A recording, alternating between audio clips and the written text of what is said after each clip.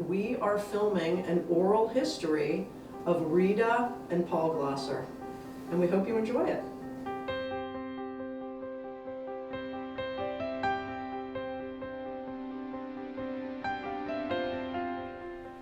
Hi, Palsy. Are you okay? Yeah, You enjoying? it's all right. I'm Rita Glosser, formerly Rita Lois Gordon, born in Pittsburgh, Pennsylvania.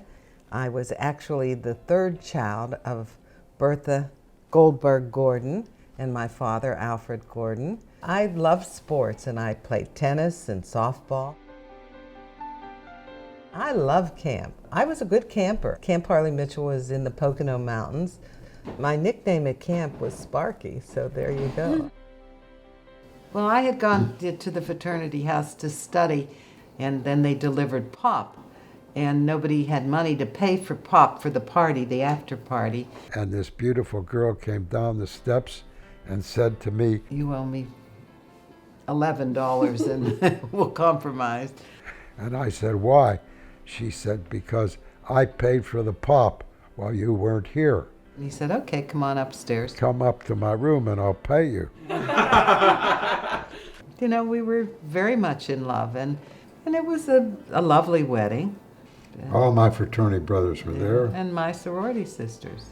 So we had a 6-week honeymoon. We had to make sure we were active in every state.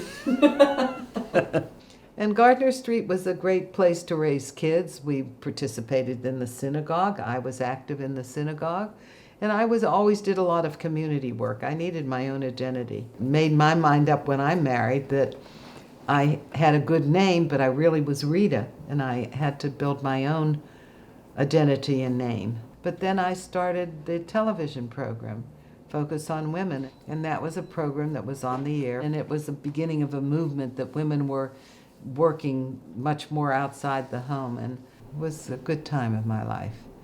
I am Paul Glosser.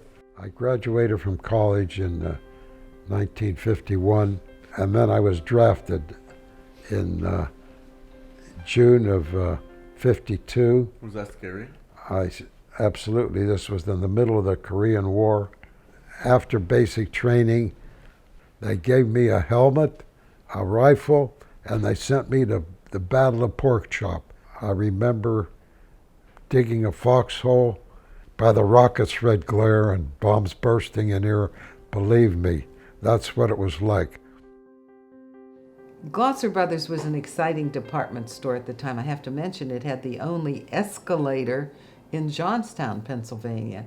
And it had a millinery department, a hat department, a bridal department. We were a well-known philanthropic family. We were big peas in a little pod. Big fish in a little pot. pot. I was close.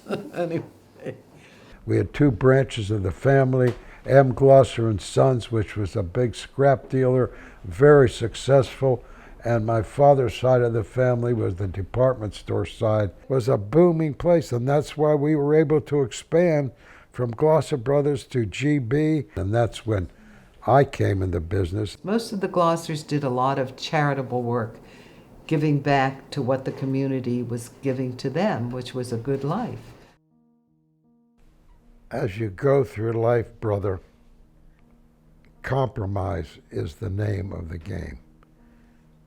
You have to realize what someone else wants, what you want. You compromise to have a happy middle, and life is that way. So this is how we got along for 65 years or 70 years or what have you. When I look around and I see you and I see Rhea and Zachary, who was here, and think of Simon. Jared and Simon and, you know, Hannah, the grandkids, and our kids. I think really even beyond the grandkids, let's back up one.